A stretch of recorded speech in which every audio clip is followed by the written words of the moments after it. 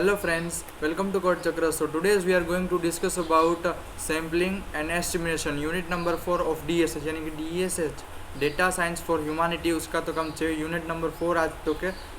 पूरा पूरा तो के देखने वाले हैं ये मीन्स तो के पूरा पूरा आज तो के हम समझने वाले हैं. So without wasting much time let's get start. Okay, so first is unit number 4 sampling and estimation. Okay, so what is an sampling यानी कि सैम्पलिंग होता क्या है. ओके, सो तो के sampling means choosing a small part from a big group यानी तो के लाइक हमें तो के कोई भी स्टडी करना हो यानी किसी भी तो के हमें रिसर्च करना तो फर्स्ट ऑफ ऑल तो के उसका तो हम होल डेटा होता है यानी कि बहुत ही लार्ज डेटा सेट्स होता है उसको तो हम तो के एंटायरली भी तो हम स्टडी नहीं कर पाएंगे. तो उसका क्या करते हैं उसका तो क्या हम तो क्या एक छोटा सा लेट से एक छोटा सा पार्ट ले लेते हैं मीन्स तो एक छोटा सा पार्ट ले लेते हैं उस पर तो क्या देन उस पर हम तो रिसर्च करते हैं. देन उसका जो मीन्स तो क्या जो स्मॉल पार्ट है वो जितना बड़ा होगा यानी जितना बड़ा होगा उतना तो हमें तो क्या एक्यूरेट आंसर मिलेगा. बट तो क्या हाँ इसका मतलब ये भी नहीं है कि सैम्पलिंग ये हो तो कि इतना बड़ा ले लेके पूरा पूरा हम तो क्या पॉपुलेशन ही कवर कर लेंगे. पॉपुलेशन पूरा कवर कर लेंगे तो क्या सैंपल और पॉपुलेशन में तो कोई फ़र्क ही नहीं रह जाएगा. ओके, तो यानी कि जितना सैम्पलिंग बड़ा होता जाएगा उतना हाथ तो हमारा तो कि कॉस्ट भी साथ साथ बढ़ा होता जाएगा. यानी देखिए वो लार्ज जितना हमारा डेटा सेट्स लार्ज होता जाएगा उतना तो हमें इसको तो क्या रखने के लिए उसको तो क्या एक स्टोर कराने के डेटा बेसिस देन ऑल तो बैकएंड में सारे जितने प्रोसेस होते हैं उन सब को तो क्या मैनेज करने के लिए तो क्या कॉस्ट लगता है. यानी ये कॉस्ट भी लगता है और उस कॉस्ट को तो क्या हमें तो क्या लाइक तो क्या वो रिलायबल बनाना पड़ेगा. उसके लिए तो हम तो क्या जितना डेटा सैम्पलिंग हो तो क्या जितना स्मॉल रहेगा ये तो क्या अप्रोक्सीमेट आंसर मिलेगा. बट हम तो क्या लाइक तो क्या ज़्यादा बड़ा भी नहीं और ज़्यादा छोटा भी नहीं मीन्स तो हमें मीडियम रखना है यानी जिससे तो हमें एवरेज आंसर मिल सके. यानी तो हमें एक तो क्या एक्यूरेट और तो क्या एक्यूरेट और उससे भी ज़्यादा एक्यूरेट उसके बीच का जो हमें आंसर हो तो वो हमें मिल सके. ओके, देन नेक्स्ट देखते हैं तो क्या we use it to study and understand whole group without checking every. यानी तो यस सैम्पलिंग का मतलब यही है नहीं कि तो क्या हम तो क्या सबको चेक करे बिना ही तो क्या उन सब के तो क्या उन उसका तो छोटा सा ग्रुप लेके तो उस पर तक स्टडी करके उन तो क्या उन सब उनका तो पूरा ग्रुप है पूरा का पूरा उनका ग्रुप होगा उन सब को हम चेक कर लेंगे. यानी विदाउट चेकिंग एवरी यानी तो क्या हमें तो क्या हर एक के पास जाके चेक नहीं करना पड़ेगा रिसर्च नहीं करना पड़ेगा. हम तो क्या एक छोटा सा ग्रुप निकाल लेंगे उसमें से एक छोटा सा तो पार्ट निकाल लेंगे देन उस पर स्टडी करेंगे देन उसको अंडरस्टैंड करेंगे देन तो क्या हम उस पर से हम तो क्या इन्फॉर्मेशन एक्सट्रैक्ट कर पाएंगे. ओके,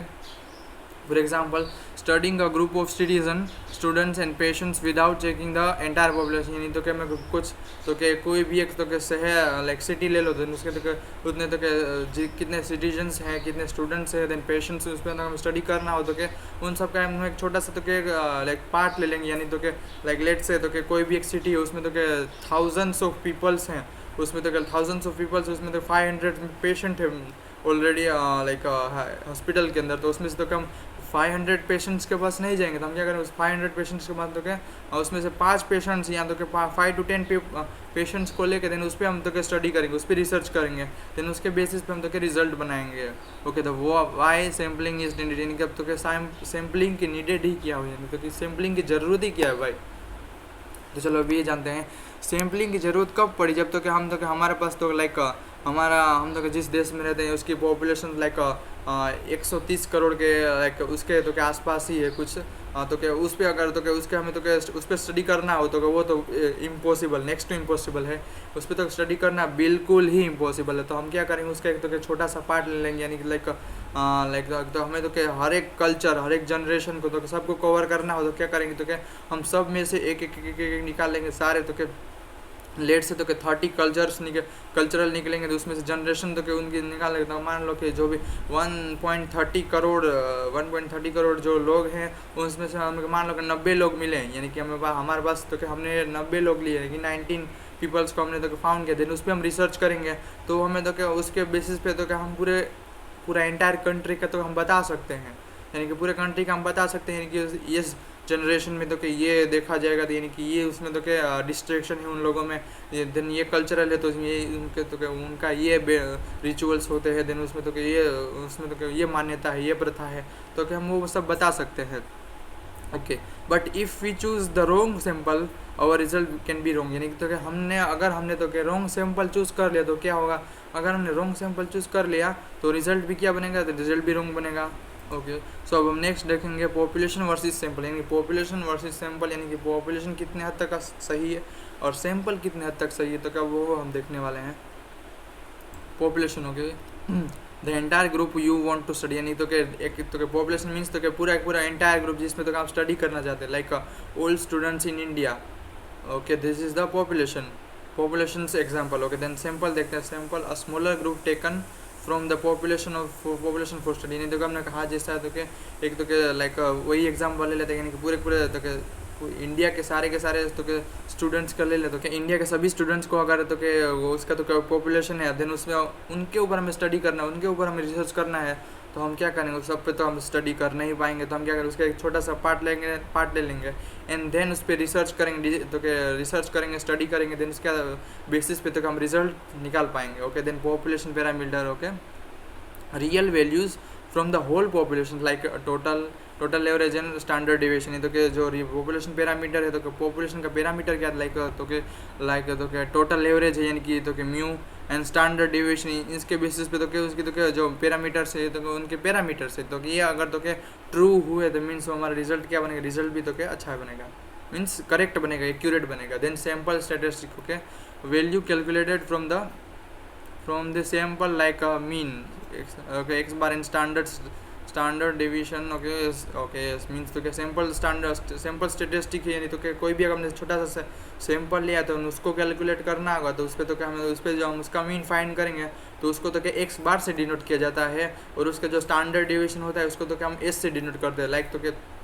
और वहीं पे तो क्या हम पॉपुलेशन को अगर तो क्या मान लो क्या लेट से मान लिया कि हमने तो हम पॉपुलेशन पे स्टडी करें, तो उसके लिए जो हमें मीन फाइंड करेंगे उसका तो क्या मीन होगा, तो वो म्यू होगा एंड हाँ वो म्यू होगा, देन उसका स्टैंडर्ड डिवीजन तो क्या सिग्मा होगा। ओके, द नेक्स्ट देखते हैं स्टेप्स इन सैम्पलिंग प्रोसेस, तो के सैम्पलिंग करने के तो प्रोसेस है उनका, तो जो अब स्टेप्स है तो वो हम देखेंगे। तो क्या आइडेंटिफाई टारगेट पॉपुलेशन, ये तो पहले फर्स्ट ऑफ ऑल हमें क्या करना पड़ेगा, फर्स्ट ऑफ ऑल हमें तो टारगेट सेट करना पड़ेगा, यानी तो हम किस ग्रुप पे किस एंटायर तो के किस ग्रुप पे उठाना, यानी कि लाइक सॉरी मैंने ओके तो कि हमें किस ग्रुप पे स्टडी करना, मीन्स तो के ओल्ड स्टूडेंट्स इन इंडिया उस पर स्टडी करना है, तो क्या like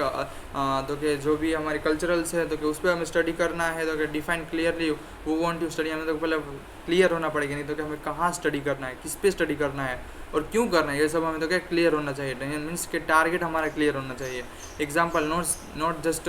young professionals but IT professionals aged 25 to 35 in India। Okay, ये इसका एग्जांपल लाइक तो क्या हमारा तो क्या खाली सिर्फ यंग प्रोफेशनल्स तो क्या उस इतना ही कहने से तो क्या स्टडी के लिए जो हमारा ग्रुप है वो नहीं बन जाएगा, पर उसमें भी हमें स्पेसिफिक कहना पड़ेगा, यानी कि IT यंग प्रोफेशनल्स है उसमें भी तो IT के प्रोफेशनल जिसकी एज तो क्या 25 से लेकर 35 के बीच में हो, रो तो कि इंडिया के अंदर हो, उस पर तो क्या हमें स्पेसिफिक स्टडी करना है। तो ये हुआ कि ये तो कि सैम्पलिंग का तो एक टाइप हुआ, एक दिन की सैम्पलिंग का हमने टारगेट सेट किया, इसको बोला जाता है identify the target population. Okay, then next choose a sampling frame, तो हम सैम्पलिंग फ्रेम को चूज कर, means this is the source from you will keep people, यानी तो कि हमें तो कि एक सोर्स है, कि जहाँ से हमें तो कि डेटा को उठाना है, डेटा को लेना है, उसको तो कि वो सोर्स को पहले हमें पिक करना पड़ेगा, उसको सोर्स को हमें चुनना पड़ेगा, यानी कि हम किस सोर्स से डेटा उठाए जिससे तो हमें तो कि बहुत ही अच्छा डेटा मिलेगा, जिससे तो हमें तो हमारा जो रिजल्ट बनेगा वो बहुत ही एक्यूरेट बनेगा, जिससे तो कि हमें जो एक्यूरेट डेटा मिलेगा, जिससे तो हमारा रिसर्च है वो तो कि बहुत ही लाखों लोगों तक उसको तो क्या स्प्रेड होगी। तो कि उसके लिए जो भी तो कि सोर्स हमें पिक करना होता है वो भी हमें एकदम वेल एक्यूरेटेड तो के एक्यूरेट पिक करना, जिससे तो क्या अच्छा उसका अच्छा रिजल्ट मिले। फॉर एग्जांपल लिंक्डइन और a job website for studying IT professional, yes, यानी कि अब हाँ तो क्या अब हम तो क्या IT प्रोफेशनल्स के बारे में स्टडी करना है, तो क्या हम तो क्या वो कहाँ से फाइंड कर पाएंगे, यानी कि तो क्या जो लिंक्डइन जैसे तो क्या जॉब वेबसाइट्स है तो क्या वहाँ से अगर हम तो क्या डेटा उठाएं, वहाँ से हम अगर डेटा स्टडी करें IT प्रोफेशनल्स के, तो हमें वहाँ से अच्छा खासा डेटा मिल जाएगा, जिससे तो क्या हमें मालूम पड़ जाएगा अच्छा, यानी कि ये सिनारियो है IT के अंदर, ये यंग प्रोफेशनल्स हैं ये इंडिया के अंदर स्पेसिफिक, तो क्या उसमें भी स्पेसिफिक लाइक 25 से 35 के बीच में जो यंग प्रोफेशनल्स है वो तो क्या ऑलरेडी IT के अंदर तो क्या काम कर रहे हैं अभी तो क्या और तो कि उनका जो सीधा डेटा होगा यानी कि पूरा पूरा हमें तो लाइक बायोडेटा मिल जाएगा, उसका तो पूरा पूरा हमें जन्म कुंडली ही मिल जाएगा लिंक्डइन के ऊपर, यानी कि तो क्या यस। तो this is the best example of choosing sampling frame, यानी कि तो क्या जो हमारा फ्रेम लाइक हमारा सोर्स है वो भी अच्छा होना चाहिए, जिससे तो हमें तो क्या पूरा पूरा बिना तो क्या ज़्यादा मेहनत किए हमें उससे पैसे और उस पैसे हमें डेटा मिल जाए। ओके नेक्स्ट देखते हैं डिसाइड द सैम्पल साइज, यानी कि तो क्या हमें सैम्पल की साइज़ को भी डिफाइन करना पड़ेगा, यानी डिसाइड करना पड़ेगा, यानी लाइक 1000 पीपल पे हमें स्टडी करना है उसके ग्रुप पे, तो क्या हम तो क्या 1000 पीपल पे तो स्टडी नहीं कर सकते, तो हमें क्या करना पड़ेगा उसके तो उसमें से हमें एक सैम्पल साइज़ निकालना पड़ेगा, यानी लाइक हम तो 1000 है तो लाइक लेट से हम तो क्या 10 पीपल्स लेंगे, 12 पीपल्स लेंगे, 25 तो 30 पीपल्स, ऐसे कुछ पीपल्स उसकी तो जितना सैम्पल साइज़ है उसको भी डिफाइन करना पड़ेगा। ओके लाइक उसका जो नेक्स्ट देखते हैं तो bigger sample is equals to better results but more costly. Yes हाँ, ये जैसा कि मैंने पहले आपको बताया था कि bigger sample best results but more costly, यानी कि तो कि जितना ज़्यादा हमारा तो कि डेटा बड़ा होगा उतना ज़्यादा हमें तो कि बेटर एंड एक्यूरेट आंसर मिलेगा, बट क्या होगा तो हमें बहुत ही पे करना पड़ेगा, बहुत ही ज़्यादा हमें कॉस्ट पे करना पड़ेगा उसके लिए। तो डिसाइड द सैम्पल साइज, यानी तो क्या हम सैम्पल साइज भी डिसाइड करना पड़ेगा, इससे ज़्यादा तो क्या इससे क्या होगा तो इससे तो हमें तो हमारे जो कॉस्ट है उस पर भी हमें मालूम चल सके, यानी कि इतना का हम तो क्या पीपल्स को लेंगे, यानी कि इतना का हम ग्रुप उठाएंगे तो उस पर हमें तो क्या इतना तो क्या कॉस्ट आएगा, और इतना उसमें तो क्या इतना प्रतिशत हमें तो क्या आंसर हमारा एक्यूरेट होगा, तो वो भी हम तो क्या इसीलिए तो क्या सैम्पल साइज भी डिसाइड करना बहुत ही मोस्ट इंपॉर्टेंट फैक्टर है सैम्पलिंग का। Then choose the sampling method, यानी कि अब सैम्पलिंग मेथड्स, यानी कि हमने हमारे पास तो क्या देखो सैम्पलिंग हमने ले लिया, यानी कि पूरा हमें एंटायर ग्रुप था, उस पर हमने टारगेट सर्च किया, हमें बोलेंगे हमारा टारगेट क्या है, देन टारगेट कौन कौन किस पे में स्टडी करना है, चलो वो हमें मालूम पड़ गया, यानी कि फिर से हमें तो क्या सोर्स कौन सा चाहिए, यानी कि हमें कहाँ से उसका डेटा मिलेगा, देन हमें तो क्या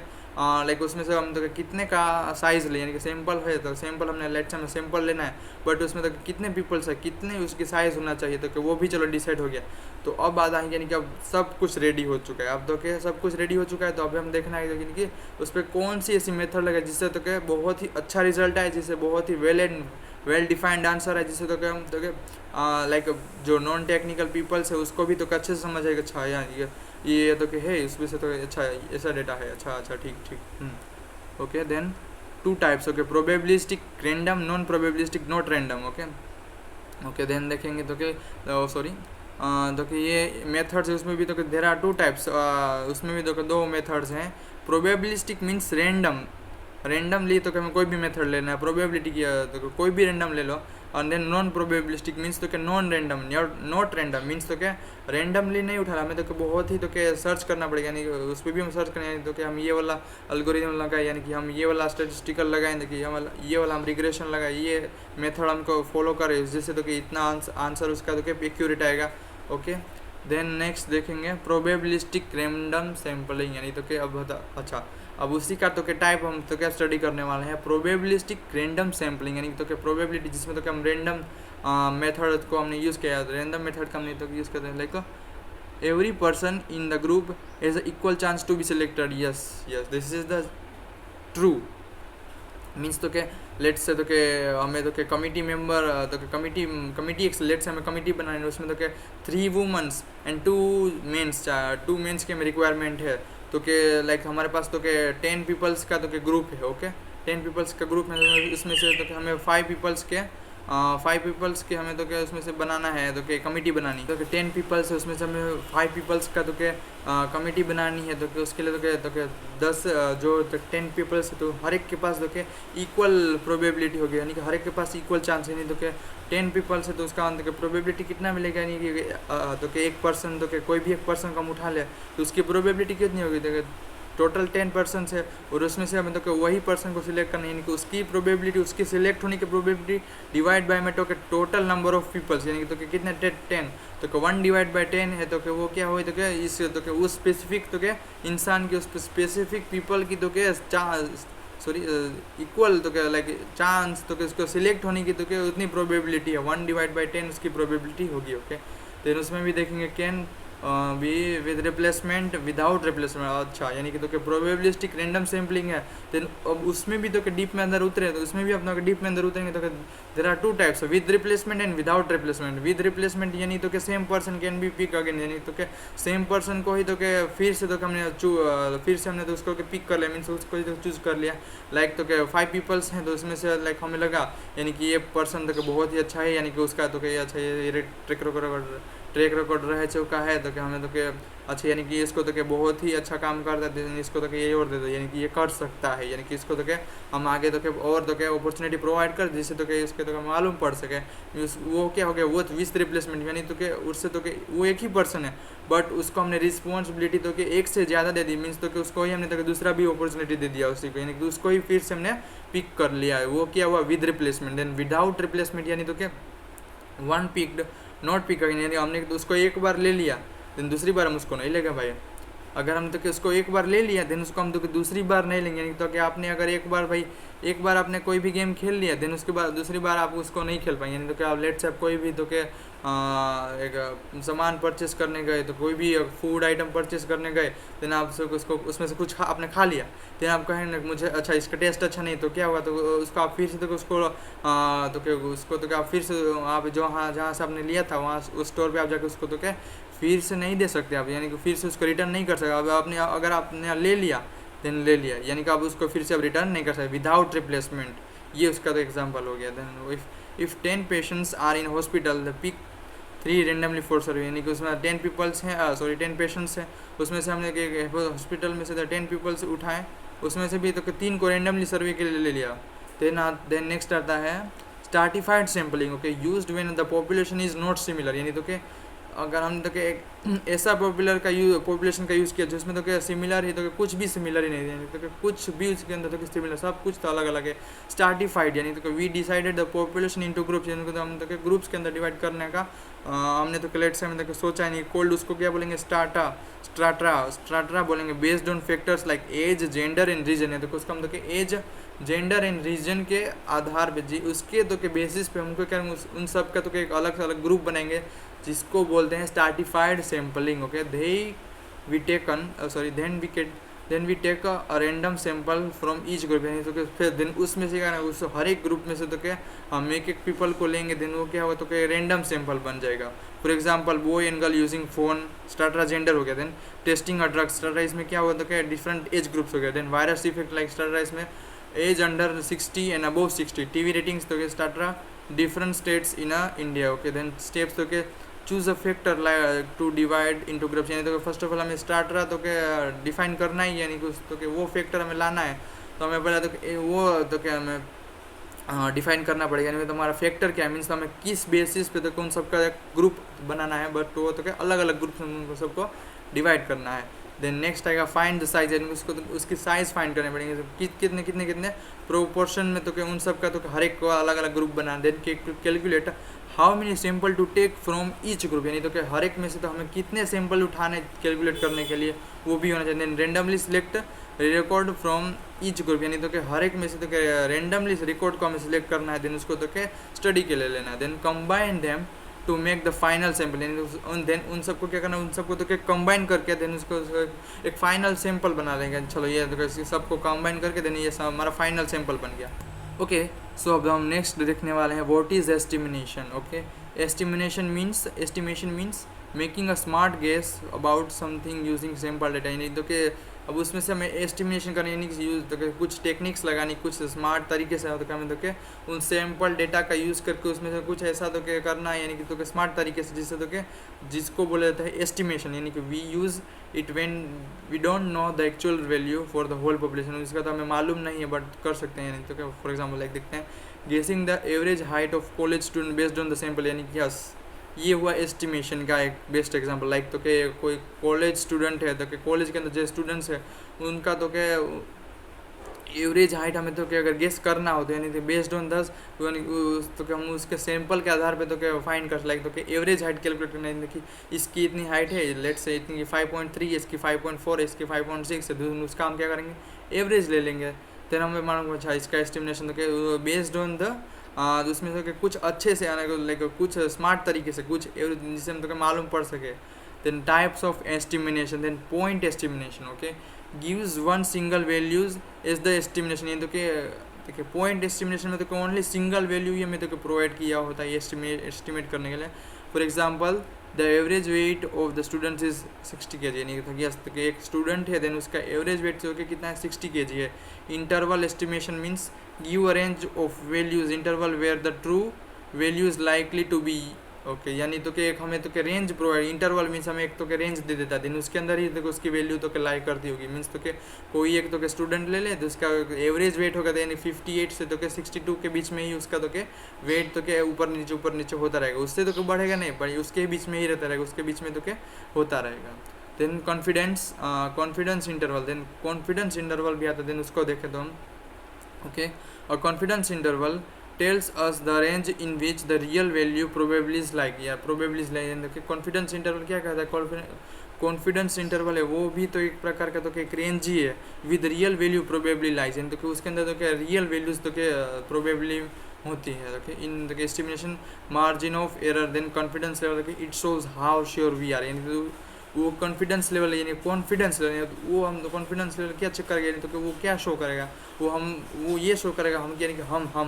हम कितने श्योर हैं, यानी कि वो ये चेक करेगा. Then common levels like 90%, 95%, 99%. Then margin of error, okay, it tells how much error we might have the in estimate, यानी तो कि हमने एस्टिमेशन करने में तो कि कितना हमें एरर तो कि एरर मिला है, यानी कि हमें हमारे पास एरर आया तो कि वो क्या होगा, तो margin of error, okay. Small margin equals to more accuracy, जितना मार्जिन का रेट कम होता जाएगा उतना ही तो कि हमारा रिजल्ट का एक्यूरेसी उतना ही बहुत बढ़ता जाएगा. देन फॉर्मूला होगा margin of error equals to z into sigma divide by √n, z into sigma divide by √n, तो ये उसका तो क्या हो गया, ये इसका तो फॉर्मूला हो गया, ये उसका फॉर्मूला हो गया, okay. Where z equals to z score from confidence level like 1.64, 95% sigma equals to standard deviation, जैसे हमें मालूम है. n इक्वल्स टू सैंपल की साइज हो गई. Then how sample size affect estimation, sample की साइज है वो तो कि एस्टिमेशन पे कितना इफेक्ट लाती है, तो चलो वो देखते हैं. Large sample size equals to small margin of error more accurate result, यानी कि हमें मालूम था, हमने तो कि पहले भी हम तो कि ये देख चुके हैं कि जितना सैंपल का साइज जितना बड़ा होता जाएगा उतना ही तो हमें एक्यूरेट आंसर मिलता जाएगा, उतना एक्यूरेट आंसर मिलेगा, बट तो कॉस्ट बहुत ही बढ़ता जाएगा. देन उसका तो कि एरर ऑफ मार्जिन है, यानी कि मार्जिन ऑफ एरर तो कि वो तो कि स्मॉल होता है, यानी कि वो घटता जाएगा. देन देखेंगे choosing sample size, okay, the formula of calculating sample size, तो कि सैंपल की साइज कैलकुलेट करना हो तो कि n equals to z square into sigma square divide by E square. अब दूसरे में भी देखें n तो हमें मालूम है सैंपल साइज है z, तो कि z स्कोर है सिग्मा स्टैंडर्ड डेविएशन, यानी ई क्या है तो कि मार्जिन ऑफ एरर है, ओके. तो इसका भी तो एग्जांपल है, तो चलो वो देख ले. एग्जांपल ऑफ एस्टिमेशन, लेट से सैंपल की साइज तो कि सैंपल मीन तो कि 50, सिग्मा 10, n इक्वल्स टू तो क्या 100 मीन्स तो कि ये सैंपल की साइज तो कि 100 है, ओके. सो कॉन्फिडेंस लेवल तो कि 95% हुआ, 95%, दैट इक्वल्स टू 1.96. तो margin of error 1.96 into 10 divide by under sigma into √n, तो कि n कितना है तो कि